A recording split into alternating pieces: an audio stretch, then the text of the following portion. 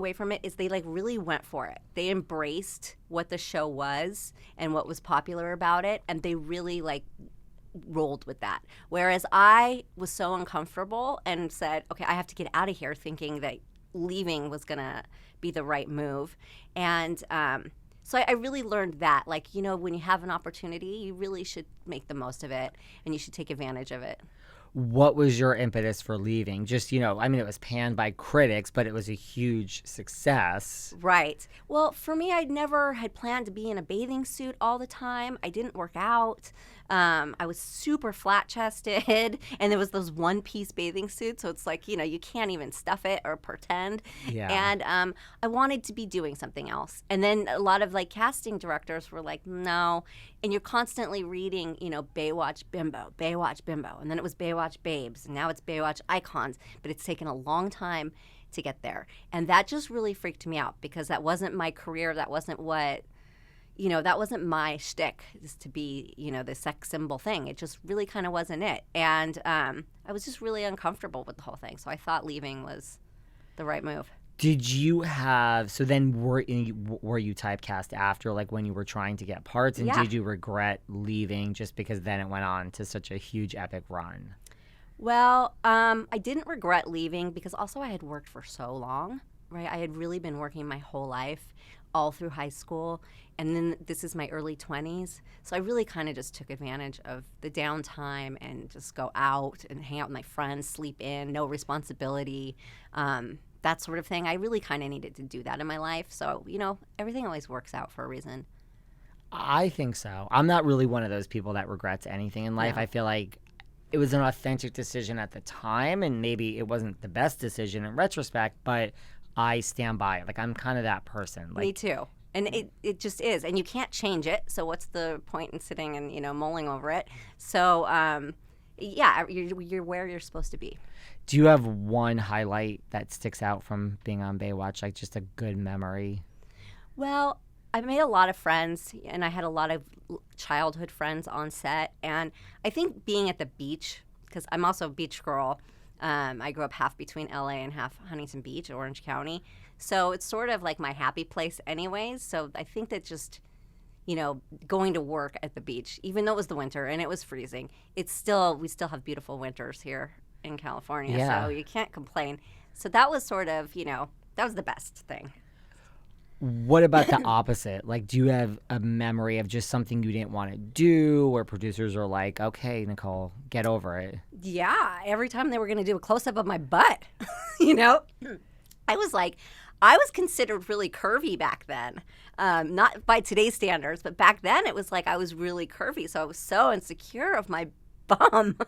So anytime that camera was down there, I was like, oh no, you know, I shouldn't have ate that. I should have done this. I should have worked out. So I think that was like that. Yeah, that was hard. That's a lot of pressure. It is. It is, especially when Pam is right there and it's like, shoot her butt. You don't need to shoot my butt, You're but like, they're shooting everybody's butt. Go over to Pam Anderson, Yeah, please. cut over there. Yeah. So talk to me about afterwards, like, you know, you said you felt typecasted. Like, what was that? Like, were you going in to read for, hey, I want to do, I mean, because you have been working forever. You know what I mean? Charles in Charge was a big, long gig. You did comedy, Yeah. or did you become this, like, Baywatch bimbo now? Yeah, it was hard. I mean, I worked with great directors, too. I had done George Cukor's last film, which was, you know, legendary, and Michael Chapman. And I had worked with, like, all these amazing people and had really, like, built up a resume. So to all of a sudden be like, you know, you're on that show. And it's just this one little, like, minute of your whole career. You know what I'm saying? It's just this little snippet, and it just can really make or break you. So, you know, but time heals all. Like you said, it's gone from bimbos to whatever else you mentioned to actual icons Yeah. now. So, you know, I can't knock it at all. Did you watch the Pam Anderson documentary? I did. What did you think of that? You know, I feel like she's just such a sweet soul, and she's just such a good lady, and I just feel bad for her and sort of the situation she's been put in and being taken advantage of. And of course, you know, I wasn't there, you know, literally behind closed doors, so I don't know exactly all of the happenings, but you just have to feel sorry for somebody who's so sweet and just gets taken advantage of like that. Yeah, it's like welcome to Hollywood in a lot It's of ways. the truth. It is. You have to have thick skin. I mean, I think, one thing that I was most shocked about is when she started talking about, I always like money talk. I mean, I'll admit it, but when she started talking about, because I think that's a misconception of this industry, that people that are not really in it, they think, not Everybody's everyone's rich. Brad Pitt, not everyone's Julia Roberts. Like, there are the Julia Roberts and Leo DiCaprios of the world. And then the rest of everyone is like a working actor or actress that goes to work. And, Yeah. I mean, I think they say there's 1% that are, yeah. wealthy from it.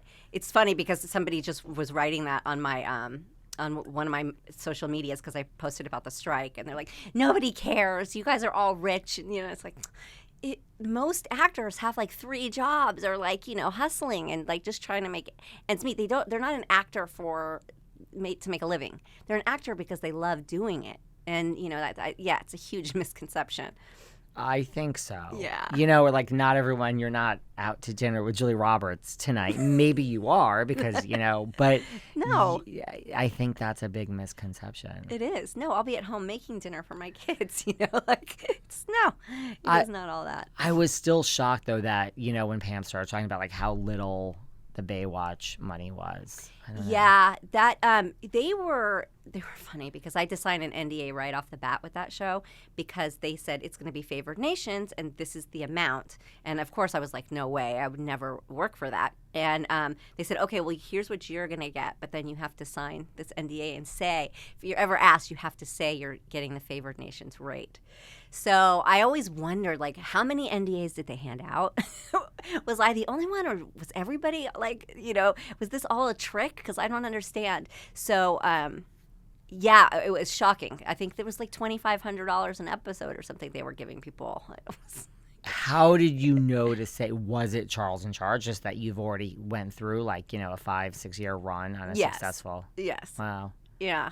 Nobody's going to do a series for not back then. People weren't going to do a series for $2,500. Now, listen, that's still a good living because if you think about it, it's still a good living. But you are giving up your life. You're giving up every day, all day. You're on call. You are at the beach on set for hours all day. It's like you give a lot of yourself. So they need to make it worthwhile. Yeah, I mean, and especially when that show blew up and they were making so much money, the cast has sued them, the producers, twice.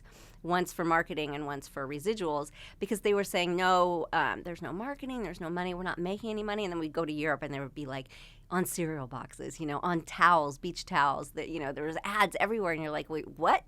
We're everywhere.